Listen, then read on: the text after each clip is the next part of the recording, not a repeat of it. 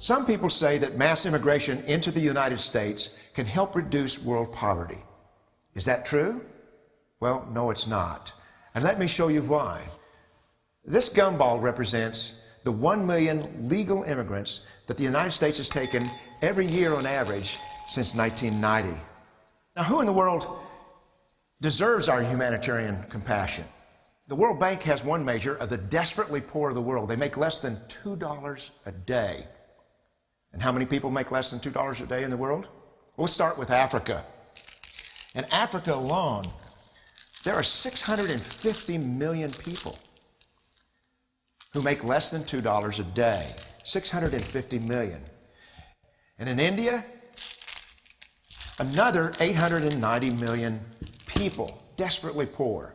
China adds another 480 million people, making less than $2 a day. And unfortunately, the rest of Asia has a heartbreaking 810 million people who the World Bank says make less than $2 a day. And finally, there's 105 million of Latin America's population that are desperately poor. All told, the World Bank says there are 3 billion people in the world, 3 billion people who are desperately poor, making less than $2 a day. That's 3,000 gumballs. And every year, we take 1 million and suggest that we've somehow made a humanitarian difference.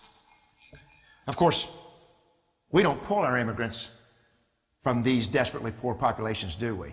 These people are too poor, too sick, too disconnected to make it here as immigrants. We tend to pull our immigrants out of the better off poor of the world.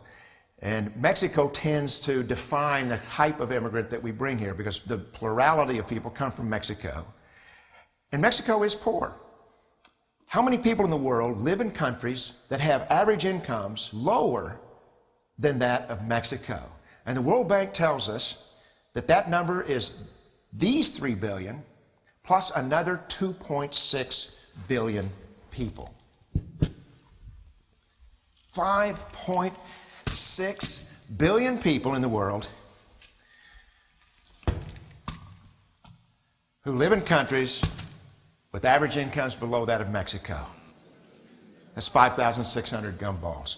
And so what is it that the elites are telling us? They're telling us that when we take this 1 million immigrants, that we somehow or another are tackling world poverty. And we have to do it regardless of the effect on our unemployed, the working poor, the most vulnerable members of our society, regardless of the effect on our natural resources. Even if we went by the most radical proposals in Washington, which are to actually double our immigration to 2 million a year,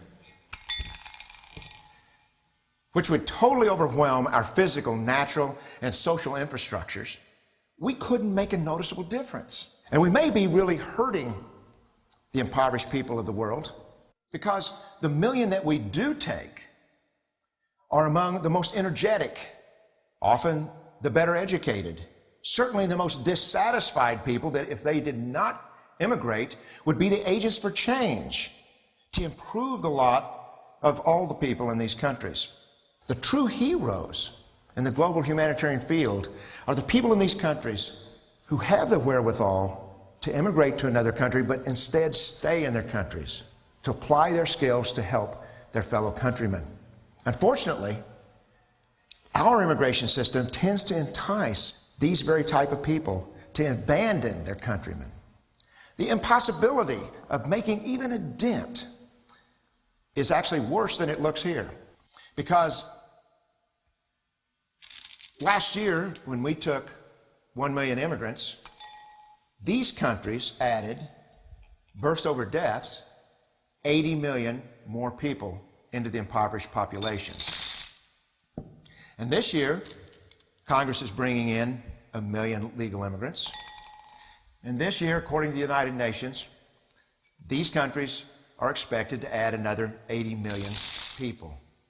And next year, you can be quite sure that Congress, unless stopped by the American voters, will bring in another 1 million immigrants. And these countries, unfortunately, will be adding another 80 million people. into these impoverished nations. We could take 5 million a year, but we'd never get ahead of what's happening in these countries. Not in this century. Don't you see? Immigration can never be an effective or significant way to deal with the suffering people of the world. They have to be helped where they live. 99.9% of them will never be able to immigrate to a rich country. There's no hope for that. They have to bloom where they're planted. The only place that 99.9% of these people can be helped is where they live. Let's help them there.